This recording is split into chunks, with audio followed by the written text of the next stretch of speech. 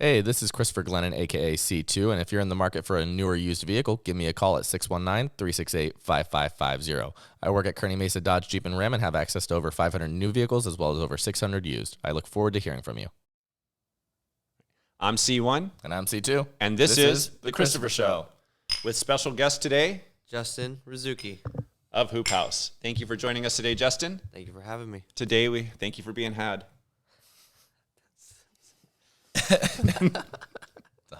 Dumb jokes. Anyway, So moving we may have lost our audience for a moment. I'll speak until we get them back. So today we're going to be discussing Marvel versus DC versus anime. so weird. Dad jokes. I've known Justin since he was C2's age. What, almost 10 years now? Too long. I know, right? Clearly. I mean, we met back in when 20... I'd say when I was in... You were in 8th grade. 6th and you were in 7th, like that summer. Oh, yeah. That's when we had the You're right. SU Premier Camp. Yeah. Yeah, so... Yeah, because that's... yeah, make sure you're talking into the mics. Pull your mic this way some. Yep, I will. How I met you guys was I was kind of like Ryan's salesman for that camp. So I just DM'd every single human being that I felt like was related to basketball, and unfortunately, I came across you guys. Yeah. I know, right? And haven't been able to get rid of us ever since. Yeah, I know. It's Wound up really rough. becoming family and crap like that. Gosh, freaking joining a podcast with you guys and stuff.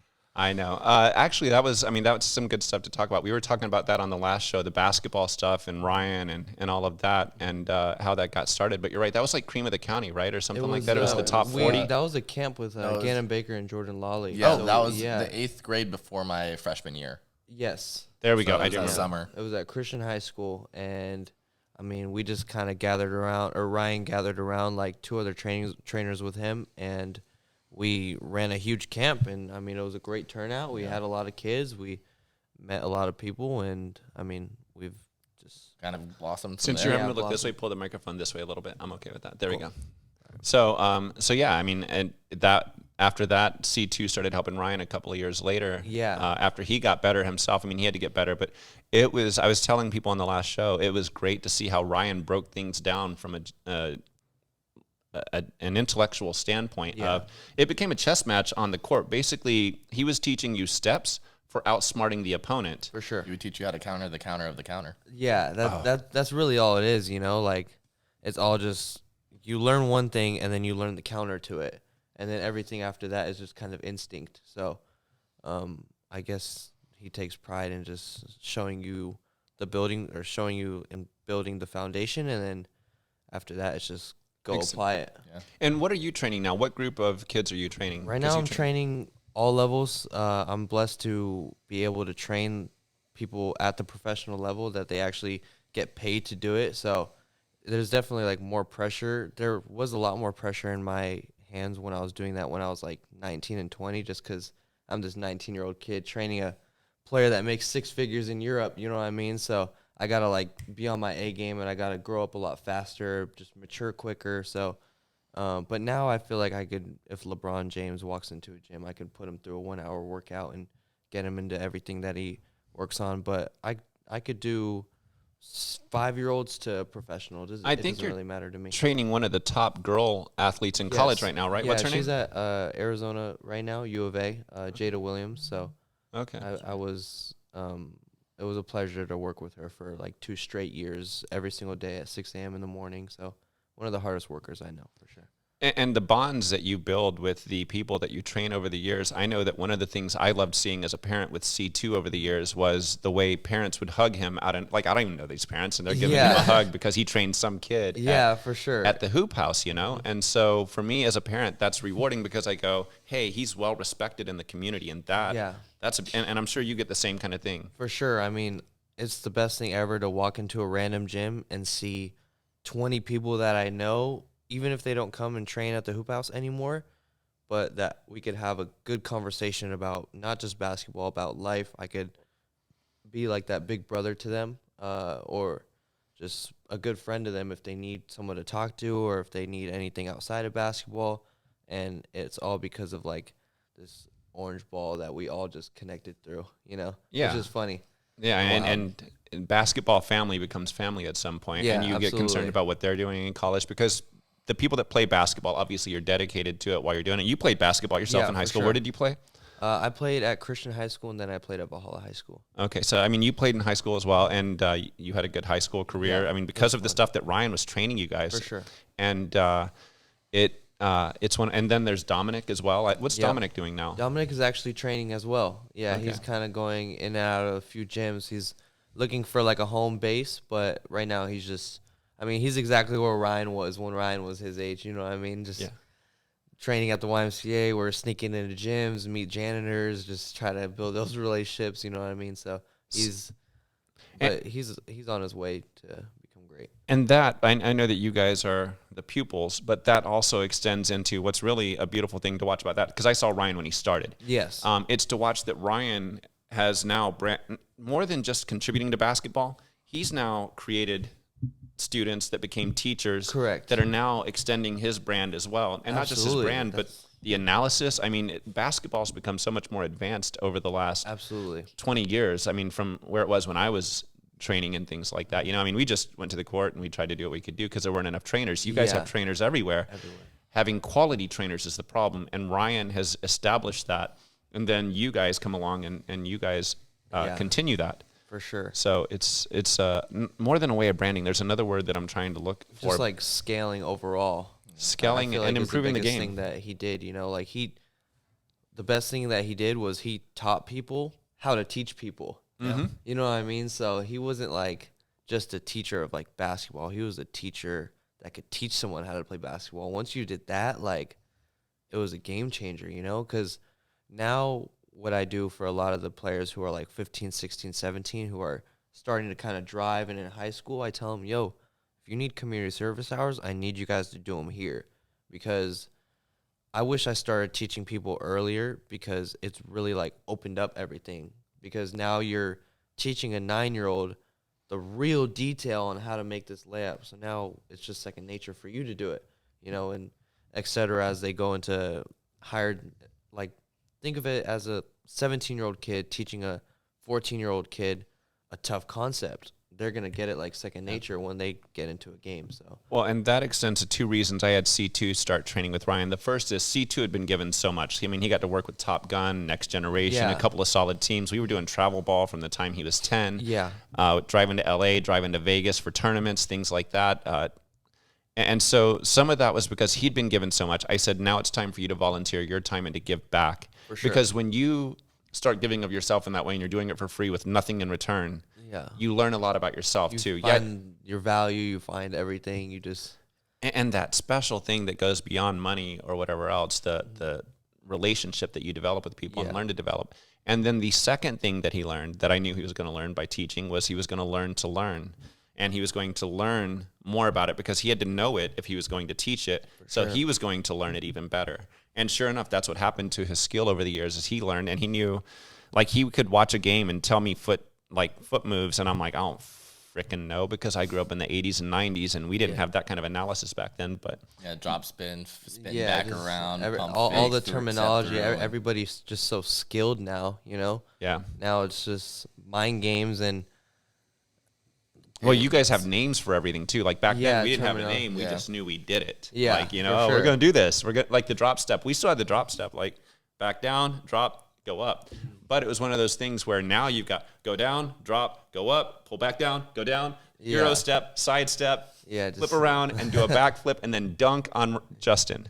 But, you know, I guess so. it's, you know, Yeah, but basically, I mean, like you're saying though, it's basically that we have so many different moves now. We've figured out counters to the counters to the counters of, oh, I dropped, now he's blocking me, let me spin this way. Oh, he's there now too, let me step through. Oh, he's there again, let me spin back around and get the fadeaway jump shot. Yeah. Well, and for me, it makes watching the college game that much more interesting for me, because then while I'm watching the college game, I see some of the stuff that you've taught about over the years, but college players are more passionate about the game, I feel, than NBA players are some days. Like you watch some NBA for players and sure. you're like, oh my gosh. But and all the stuff they allow in the NBA makes me sick. Like the 6 steps before they call a travel. Yeah. I don't understand that. It for sure is a little bit out of control at times, but They're supposed to become more skilled, and they literally have become less skilled in some ways in terms of what they're required to do. Don't get me wrong; they're still the top absolutely players in the world, top 400 or something like that. But Yeah. the reality is, why not keep the requirements high on them? Why allow all of this to go up and to allow all of this traveling and stuff? Because if you mandate that they have to stay within the standards and follow the rules that you would normally have to follow, like they're like, oh, after the scoop, you get 2 steps and another step and then a step back and then you can turn around. Yeah. And that's not a travel. So for me, I just think that you should be holding them to higher levels of interesting. Hoop House, a basketball training gym located in El Cajon, California and San Marcos, California. The Hoop House is owned and operated by Ryan Razooky, a world-renowned professional basketball skills trainer. They offer both private and group training sessions. Stop by and check them out today. HoopHouseSD.com or at @the_hoop_house on Instagram. The Pixel Lounge. Located in San Diego, the Pixel Lounge provides you with creator space for content creation for podcasts, photo shoots, interviews, and more. If you're interested, the link for the studio is in the description below. Click it and book your session today. So anyway, now I know that we've been talking about basketball. We were going to talk about Marvel versus DC versus anime. So let's go ahead and step into that. I know it's an abrupt move, but wanted to give a little bit of background on you and who you were and how you how active you are in the San Diego community. So I appreciate what you do, and it's fun to watch the evolution of what you do. thank you, I appreciate it. You're welcome. So with Marvel, DC, and anime, part of what we do on this show is C2 and I try to span across the generations. Obviously, Marvel and DC were during my time. Our anime was Voltron, I think, and a couple of more. But I'm sure there are other things that were considered anime in our time that I watched that we didn't call anime back then. Yeah, just cartoon. Yeah, exactly. Yeah. It was just Saturday morning cartoons. And in my days, I was telling C2, we had Saturday morning cartoons. So you were there for the Super Friends. You were there for the Justice League. You were there for Mr. T and the A-Team, like the cartoons that were really, for us, they were our generation, but they were also really dope. Alvin and the Chipmunks of the 80s, they were good. You know what I mean? It was like every Saturday morning you knew that you had until noon to watch as many cartoons as you could, because at noon, all of a sudden the adult stuff started coming on and you're like, oh, there go my cartoons. Like I remember being disappointed as it got later in the day, but and then we had comics. I would go to the flea market. I would get 10-cent comics, DC Comics, Superman. That's how Superman, obviously, became one of my, he became the person that I respected most as a superhero, and it was because of what he stood for back then. It was truth, justice, the American way. Now we're afraid to say the American way, but it was about being proud, not just as a person, but also about our nationality and things like that Superman extended to because he represented the U.S. Now, DC has grown from that over the years, and now they're like, oh, let's represent the whole world, which is an admirable goal, but the reality is the reason I connected with Superman so much was because of the gentlemanly behaviors. He grew up on a farm. I grew up on a farm. And the polite mannerisms that he had as Clark Kent. Now, don't get me wrong. I loved his superpowers. I loved the fact that he could fly. I dreamed about flying. But that, for me, was what he symbolized, was all of the things that were higher goals in life to aspire to. So I wouldn't call him a role model for me, but he definitely taught me attributes that I needed to have as an individual. Sure. Except for the destroying buildings in the middle of a city. I don't understand how they can destroy that completely. I know, right? Every movie, it's always the city gets absolutely obliterated by whatever villain it is, but it's also getting obliterated by them being flung through a building. And now it's great. And it's always, thank you for saving the citizens. Yeah. What about the ones you just slaughtered, bro? Yeah. What about the friggin' 20-mile friggin' skyscraper that you guys just completely tore down? Yeah, who's going to rebuild that? Are you doing that on your weekend? Like, are you superhero during the week and construction worker on the weekends? I don't know. So that was, and even Marvel, you had X-Men. I remember my cousin and I used to play as kids, and I would be Wolverine. He would be Beast, and we didn't have enough friends to have the other X-Men, but you know, it's like we're X-Men too. I know, right? Yeah, not enough friends. Sounds like a problem that's perpetuated throughout my life, but you know, it's all good. I have you guys to bully. So I know, right? So we saw that in my generation, the comic books, it was dope because the comic books would have the covers torn off, but I didn't care because I literally just wanted to grab the next Superman comic to read that. You guys have manga now for anime? Yes. So when you have manga, are you getting manga with the covers ripped off, or are you guys too rich for that?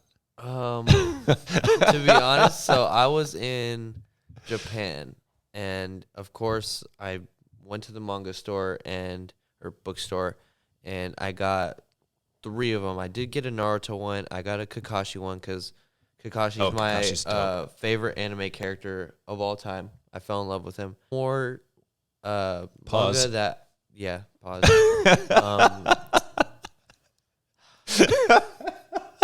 I knew when I said that someone was gonna say it. All right, back to you. And I got one more that I don't even know what the anime was, but I just knew that was a really long flight back, so I was gonna be interested, and I ended up reading it. But as far as manga, that's the only one that I was able to like really stay engaged with. I don't know. I just prefer watching it, just as a like leisure time. Like I don't want to be like locked in on a book. I'm more of like a visual learner. Oh, and that goes to me. I listen to audible books while I'm working out Okay, because here's the thing is with all of the technology we have, we can absorb a ton of information and multitask at the same time. So for me, I listen to audible books while I'm listening to George Washington right now, of all things, which goes beyond Marvel and DC and to the real world. But nonetheless, he's a superhero too. When I read his history and what he accomplished in the war, I'm like, wow, that guy kept going through all of that. I mean, he had some tough challenges, and he did it for 6 years, like I was telling C2 in our last episode. But so I don't read so much either anymore. I think that technology allows us to absorb information. It's almost like the Matrix in some ways, in that you can download a lot of information really fast just by plugging in. And granted, it's not at the speed that you can learn to fly a helicopter that way yet. But I mean, I've learned so much about history and leadership and psychology because of being able to listen while I'm working out. So what about you in manga? I mean, there have been a couple mangas that I've read. I mean, I've grabbed some of the 7 Deadly Sins mangas. I had to try and find out because I started watching the anime first, and I had to figure out where I was in relation to the anime on the books because one episode covers like 2 books almost. So you're having to figure out where you're at in correlation to it. The last one I think I read was Spy Family, which is really cool, funny, kind of like cutesy anime, but it's more of just like, he's trying to be a spy but have a family, and the daughter's like telepathic, so she's able to read his mind. And then the new stepmom basically is an assassin. So like it's a crazy dynamic for the. Is she an assassin on his side, or is he spying so he got married? No, so he's spying to basically. So the concept of the story is basically that he's a spy, making sure that some other group doesn't try and overtake the government. Everything takes care of itself. She's an assassin that's sent to basically, kill whoever needs to be killed, but it's like just like paid for money. Like whoever pays her, she kills. Pay for hire. Yeah, exactly. Pay for hire. And so he doesn't know that she's an assassin. She doesn't know that he's a spy. And the daughter's the only one that knows who they both are. And she also knows that the dad is trying to get in good relations with like one of like the kids at the school's parent, because he's so high up in this, social hierarchy kind of thing, so that he can basically be that person on the inside almost, basically relaying everything back to the actual government. And she's like having to make sure that she, does well in school kind of thing. But it's funny. It's a really weird dynamic, but it's also funny. This is your manga that you're reading right now? Yeah, the manga that I'm reading. So the anime only got up to like, I think 12 episodes, and it was only season 1. I was like, I've got to know where this keeps going. So I bought the books, bought the mangas, read up to date pretty much, and now I'm just waiting for the next one. That's like the DC movies. I feel like they keep retelling the origin story, and I'm like, please, like, get into this and let's do some real stuff. Batman is the only DC movie that I see that has gotten past the origin story and gotten into some really dope things, like Heath Ledger's Joker of the early 2000s, the Dark Knight series. Those are cool ones. The Batman Michael Keaton series, like they had actual things that got deep into it. Superman in the 80s got deep into it. Then they finally do a Superman. They did Smallville, and that didn't really, to me, that was great. I loved the series while it was going on, but I kept going, when are they going to show Superman? And then you got Henry Cavill, and you had the other guy that played Superman as well in Superman Returns. I can't remember his name at the moment, but he played Ray Palmer in Oh, the yeah, DC yeah. TV I know series. who you're talking about. But anyway, so they had Henry Cavill, and then he became emotionless. Like for me, I like that DC Comics had a standard of truth, justice, and the American way back in the '80s, and I feel like Christopher Reeves and them. we've fallen from that, and now we're like, let's make Superman a little emotionless. Let's make Batman kind of dark. Wonder Woman, let's turn her blue, red, and white to a kind of gray, red, and white. And so it takes some of the Like the original like values that you found. the value, the richness, the morality out of it, and it makes it a little more distant. And so even with the new Flash that came out, he's naive and a bit childish in some ways, but still a good character, and they did a good job with the movie. Like after I watched it, I was like, all right, I can live with that. That was a good movie for the Flash. But we watched the Green Lantern, which to me was a fun one because he went like in the universe, went out in the universe, found the Manhunters and all that other stuff. But sometimes I feel like the DC movies that they make now stay too close to home, too close to earth. They play it safe. They're not pushing the envelope in terms of higher morality kind of standings and things like that. With manga and with anime, do you guys find that the anime holds high standards for the way you should behave? Like I think All Might was one of those, right? Yeah, All Might from My Hero Academia, he basically holds true to that kind of like justice and being a good person. I mean, you have Naruto, which is basically protect your friends and family at all costs. Yeah, literally. I mean, Yeah, literally put others before himself. yeah, I feel like there is like a lot of like leadership. Like I feel like some leaders of all the like squads in Naruto, like they really like hold themselves to like sacrifice them before like anything. You know what I mean? Like never let like a friend go. Like never let someone go left behind. You know what I mean? So Yeah. I really like that. Like it would even be to the point to where that person might be a crutch in the mission, but they're still not going to leave him behind. Like Kakashi and Ren, when he Yeah. was trying to defend her, bring her back to the village, and then she ends up standing in front of his lightning, his Chidori. You know? Well, and the other thing you see even with Naruto is he convinces his enemies to come over to his. He like The talk no jutsu. transitions his enemies over to being friends and allies, sure, and they all of a sudden he earns their respect. Yeah. Like he did absolutely. with Pain during the Pain arc, where Pain ends up destroying half the village, kills like half of the people there. Yeah. He basically talks to Nagato though, and basically convinces him to use what was the, you know what I'm talking about, the thing that revived everybody back. Oh, Oh my gosh. That was The big purple monster looking thing. the big purple monster. Are you talking about like the thing that Madara would? Yeah, The basically Susanoo? not the Susanoo, but it No. was like the it basically revived Oh, everyone back in the just village. that huge ball that Madara like extracted. one of my much, favorite yeah. lines in Naruto is Madara Uchiha of the Uchiha clan. Just the way he says it every time is, it's and that speech ominous. he gave was always so ominous and like almost like too accurate at the same time. I would say my most Naruto reference is "You don't know pain." That's probably my most used reference right there. The most or heart- believe it. Oh yeah, believe it. Yeah. Gosh, me and C2 used to The use most that so much. heartbreaking scene in all of Naruto, my I God. It think. has to be Jiraiya dying. Right, that's we all agree exactly. it's Jiraiya. Has There's- to. I actually Oh shed my- a tear. I've shed Dude, so much. I- I've rewatched it and then cried. Like And I was having this conversation. I'm a with- full-grown adult, and I was like, "Whoa!" Dude, I was having a conversation like this with some of my cousins, and one of my cousins said, Jiraiya deserved to die. And I looked at them, I love was that like, dark what? humor. No way. What was his well, yeah, justification? what was his reasoning?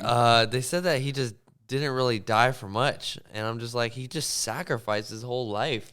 And then the fact that he was able to deliver that message, like, thank God to his toad. But, Yeah. I mean, dude, that was the ultimate sacrifice right there, in my Oh. opinion. It was a recon mission that wasn't supposed to be a fighting mission, and he ends up And- dying. And Yeah. the scene of Naruto sitting there on the bench when he finds out, and Oh just my- tears streaming down his face. the two popsicles, and he's just holding one and holding the other, and it just, oh my gosh. That's probably my that's Like that's your breaking point right there. Is For you're like, sure. I'm done. like I think that his death made him into like a better character overall in the ranks. So like I would, for my top three, it's Kakashi, Jiraiya because he Yeah. went through that, and then my third will probably be Itachi or I really like Gaara too. Oh yeah. I really like his whole just everything that he stands for, just how he was brought up, of how he was kind of like trapped and things. And, you know No, what honestly, I mean? And he had he was that weird character that just had no personality, but he did. And the you just character needed to development get too. That yeah, they did you just with needed to him. get it out of him. Gaara was dope. I loved. Yeah. I mean, I even got him a Gaara backpack that he would take to the Yeah. gym. Yeah. He made so many friends that way, and So it was funny. better than tying I a love- stake around his neck when he was a kid, Oh, so yeah. the dogs would play with him. But no, I mean with Gaara though, I'm just gonna jump over that. And ignore it. No, but with Gaara though, the character development of having him go from this isolated, feeling like he was isolated, no one in his Yeah. life loved him, to basically being the leader of the Yeah, fourth the war. whole entire thing. Fourth war, where he's getting all basically this bringing respect. all the clans together and all the Yeah. different villages and bringing them together to fight Madara and Well, and doesn't that circle back to Naruto being the one that stepped out on the ledge to Oh, for understand sure. him in the Yeah, first 100%. place? He was Again, the ultimate character to be disrespected and earn all that respect back. You know what I mean? I mean, shoot, he's freaking Hokage now. Yeah. you know what I everybody mean? looked at him like a clown. They're like, he's a Yeah. clown. He's a clown. so I mean, joke. I would say his whole story, everybody needs to see that. Yeah. It doesn't matter if they're already a popular kid or an unpopular kid. Just stand on what you stand on, and I mean, one day, whatever you want will happen. You know what I mean? and That's circling hard that work back for to Yeah. Marvel versus DC versus anime,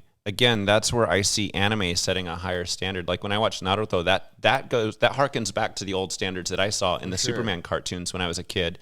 And so I could kind of correlate those two across the generations. And again, this is all about, me trying to understand you guys trying to understand me. And this podcast series is actually about people trying to understand each other, because too many times we get boxed into our boxes, whether it's political, whether it's spiritual, whether it's religious, and things like that. But it's to see where we have our connections, where we can, relate, Yeah. where we can communicate best and help each other to understand. So I like that about Naruto, that it does bring that across. Oh, for sure. I feel like everybody can kind of I mean, same thing with really any topic. I feel like people can get get together and just talk about anime. Yeah. And just how it has influences, you know what I mean? I was a huge fan of Full Metal Alchemist Brotherhood, just because it's those two brothers, and one of them's just trying to help. The whole thing is just, I want to save you. I don't know if you watched that. I anime. watched I watched it briefly. I think that's the one where they merge the dog into the daughter, right? So long story short, the mom dies, and they're trying to perform alchemy in order to get a part of their brother's DNA and get it into their mom, and then pause and Big pause. transmute Huge. Whoa. Did you just And- bring Oedipus here? and get their mom back to life. But long story short, That's a whole other generation superhero. Yeah, right. And the alchemy doesn't work, and then the brother ends up just a soul, and then just a tin man almost. And now one of the brothers' his only goal is to find this stone that'll bring him back to life. The But Sorcerer's Stone. yeah, exactly. But the whole anime is just amazing, because that's where I learned about the 7 deadly sins actually. And now I use those references in daily life, and I thank Full Metal Alchemist Brotherhood that I know what gluttony is, what pride is, what Yeah. envy is, because those were the villains' names. So I feel like that was a really cool correlation. I enjoyed 7 Deadly Sins, and I actually have not watched that You one. need to. Which It's- I need to. I know It's I so do. good. it's a But I've been putting it off. It's a good one, but I will say this: it is not a superhero of Naruto's making. He is a superhero, but he is very. Oh my! What word would you use to describe Meliodas? I guess you could say perverted, but also Oh. Pervy Sage kind of. Yeah, pretty much. He's like all Pervy about the Sage. boobs. Yeah, boobs. Yeah, it's So- not the best. It's the funniest thing when you're watching it, and that's actually the first anime I ended up watching, was because my best friend at the time, I made fun of him for years throughout high school, like, haha, you nerd, you watch anime, you loser, kind of thing. And now you're And here fi- with a forget a I know. Kotsky jersey. Kotsky jersey, Naruto tattoo, no big deal. But no, so I made fun of him though, and then I was like, you know what, let me go ahead and check out what this anime is about. So I ended up watching 7 Deadly Sins, and then just spiraled after that. Went to you and Ryan for advice on how to continue this journey of Yeah, anime. that was a big thing. That honestly, when we get someone that's They're like, I don't like basketball is anime. good. Anime? Well, whoa, now we're friends, buddy. It's almost like I tell people just don't get into it because they're going to get hooked. Yeah. Oh, man. They will. And if they're like a 14, 15-year-old kid and I show them Naruto, dude, all their priorities are down the drain now. Thank Like, God I had the lying. pandemic to stop life so I could watch Naruto because holy cow, I think 500 episodes non-canonical. I'm sorry, canonical, and then non-canonical is like 1,000. Is that what it is? I think it's like I think 750 it's like episodes. 750, and I believe there's like 280 like fillers. There's 1,000. Yeah, there's like 1,000 episodes. And don't get me wrong, I watched all the ones that were canonical, and then the ones that were fillers. I was like, I'm The gonna only skip fillers those so I can get watched through. was Like, the Kakashi, Anbu, Black Itachi. Oh, yeah. Ops, and then the Itachi, and then everything else I skipped. yeah. I pretty so- much followed your plan. I mean, you and Ryan helped coach me on how to watch. I had a whole website Yeah. that had episode by episode that showed Anbu Black Ops from episode 135 to 180. So I was like, all right, I'm watching it. Oh, I know, right? You know? It's like I've got, and here's the thing about the way each of those episodes ends. You're like, oh shit. Guess I'll watch the Next. next one. Yeah, it's just so easy. You don't even have to click next. It'll do it by itself. Yeah. Especially if you're on like one of those like normal streaming platforms, you know? So final point, we haven't even brought Marvel into this, but I think that we'll spend a couple of minutes on that before we wrap this up. But Marvel was like DC in a lot of ways in that they had good morals back then. And the cool thing was, even with the Avengers, you still saw them hold those higher grounds in terms of morals. So you didn't see them let the moral ground slip as much as I think DC did. When you watch the Avengers, Iron Man, Thor, like they were noble, they were heroes that were heroes in the old style. So that's the way I feel about that. But yeah, it's just, I guess anime is kind of the way. I was looking at statistics, actually, to throw these statistics in to wrap it up. 41% are DC fans, 48% are Marvel fans, and 2.88 billion people in the world. Now, those were U.S. numbers, 41% U.S., 48% U.S. Worldwide, anime, 2.88 billion people, which is 36% worldwide of people that watch anime. Yeah. And so for me, I mean, that I don't know if Marvel and DC drop off when you take it outside of the U.S., but I do know that. I would say anime does too. Well, I don't. Well, no, I No, mean, no, 2.8 I don't know about- billion people across the world. It's it's 36% worldwide. So it's at least a solid contender to those For two. sure. You look at Gen X, I think we were at 21%.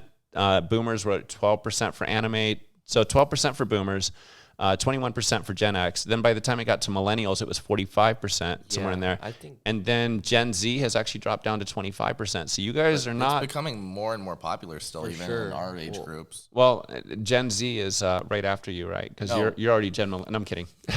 No, we're technically Gen Z, but it's still growing even today. For sure. I It's- think it's because like the stigma is almost gone. Yeah. Like because I think the basketball younger, world helped remove some of that stigma. for 'cause sure. When I was Oh, going through it's- basketball it's with you almost guys, like a trend now to like do something anime related or like even like post like a cool photo of like Itachi in the rain. You know what I mean? Like that's almost like almost like a trend to like post something cinematic like that. You know? Yeah. And also like I feel like the whole stigma is gone for anybody who has some sort of life awareness. You know? When I was like brought to anime, I actually thought that whenever Ryan was saying it was anime, I thought he was watching Avatar. So so I was like, why are you watching this little weird kid with a arrow on your head? Like, that's so great. He's I- like, no, the blue people are amazing. yeah. So I just never watched it. He would just be on the computer watching it all day long until he showed me Death Note, and I was Oh like, my God. Oh, Death so Note was it's- my first one so too. it's not Avatar, and it's not just little middle school girls trying to hook up with their teacher. Like, Oh, obviously being able to there are write in a those things notebook? obviously, there are those things for people like C2. Oh my god. Like all the I know. middle Right? school girls. What are you they know? called? Hentai? Is that? That, you know more than we do. Maybe but we'll have to do an it's episode like- on that and let him speak. Yeah. we'll leave you Oh to man, look at how red he got. I'm Oh, you're just in the blushing? middle right here. Either the alcohol just kicked in or he just got it. But I mean, there's just like it's real people problems, but with special effects. I would like to see like Johnny O'Brien's whole thing was I want to create an anime of all people like my skin, but with all the same Naruto powers or all the same powers as normal. And for those of you that don't normal know Johnny, he's a basketball player, and Yeah. I think that's really dope. Where's he playing now? I think he's in Israel. So, oh wow, we'll talk about that later after the show. But That's a valid point, because here's the thing. In the basketball world, anime is huge. Yes. Like, man, everybody that I knew, you're like growing up with you guys were all watching anime. It didn't matter about ethnicity. You were like, this is a dope anime. This is a dope anime. For sure. I feel like anime became, and I'm going to wrap it up on this point. I think that anime of the modern era became what Saturday morning cartoons were to me as a kid. And the dope thing is, Saturday morning cartoons for me as a kid was for kids. Anime is something for the adult. And so it helps you guys to aspire to higher morals, higher values. Anything you're looking for. I mean, they have sports animes now too. I just finished up a soccer one. I have never liked soccer before, and I watched the soccer anime, and I'm like, dude, this is so cool. You're like, maybe I could play that. I might be good at it. He told me to watch a cooking one. Like, there's animes of everything, which I am not gonna get into. Did you say Food Wars? Is that the one that you were? Yes. Yeah. That's the one. I watched half an episode and I'm like, I'm done. I'm not watching the rest of it. Like, That's that was very C2 type anime. You know what I mean? under the bus. Just got hit with the whole damn thing. So anyway, all right. Well, let's wrap up the show. Thank you very much for watching today. This has been C1. I'm C2. Justin. And this is the Christopher Show. I'll put that on. The Merchant Card Group. If your business needs payment processing services, hit me up and I'll give you a referral code. With my referral code, send them your statement, and if they can't beat your current cost, they will give you $250. That's how confident they are that they can beat your cost. You can reach me at CA Glennon on Instagram or at 619-249-9328.